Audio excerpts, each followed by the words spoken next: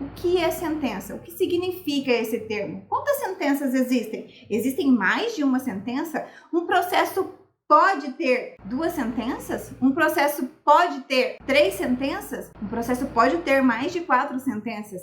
Pode. Um processo pode ter mais que 2 sentenças, que 3 sentenças, que 4 sentenças. Eu vou explicar para vocês como isso acontece. Hoje nós estamos aqui para conversar sobre o que é sentença e o que acontece depois da sentença. Bem, a sentença é a decisão final do juiz. É quando ele bate o martelo e fala: é isso, ponto.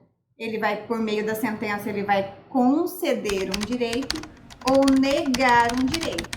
E da sentença, cabe recurso. Se tiver no juizado especial, o recurso cabível é o recurso inominado.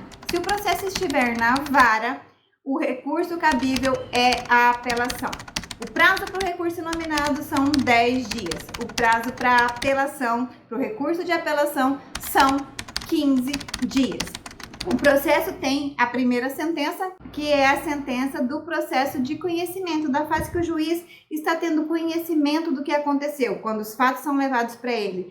E aí ele citou o requerido, e aí o requerido apresentou a contestação, e aí depois da contestação houve impugnação. Se teve necessidade de agendar a audiência, já teve a audiência.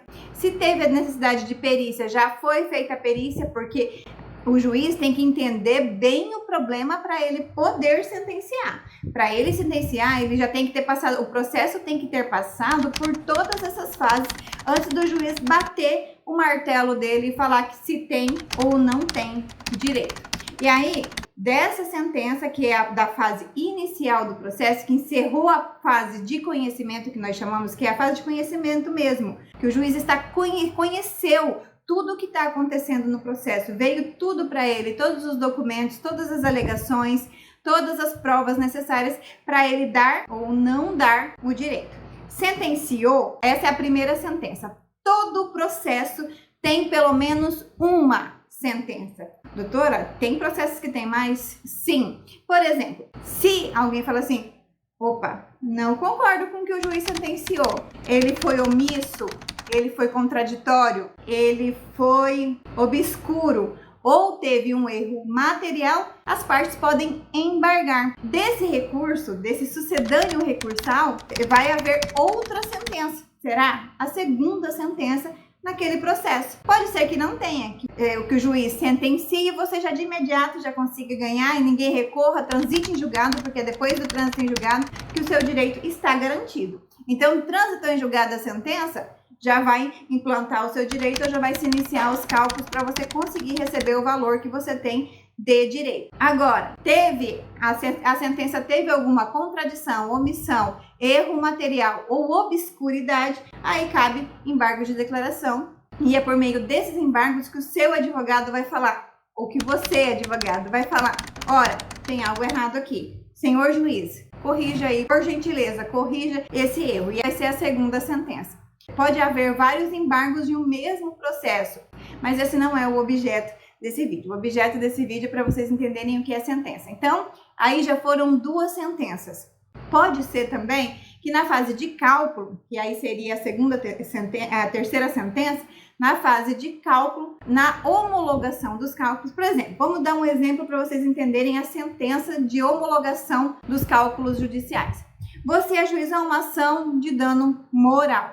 Você ganhou, foram atualizados os cálculos, e esses cálculos que foram atualizados deram o valor X, deram 10 mil reais. Atualizados deram 10 mil reais. Essa sentença que homologa esses 10 mil reais chama-se sentença de homologação de cálculos, que no caso seria a terceira modalidade de sentença. Desses cálculos pode caber embargos também. Se houve embargo, se houve alguma coisa contraditória na sentença deste juiz, pode haver os embargos. E destes embargos haverá uma nova sentença. Então, o mesmo processo pode ter várias sentenças. O que acontece após a sentença? Após a sentença, as partes são intimadas para tomarem conhecimento da sentença.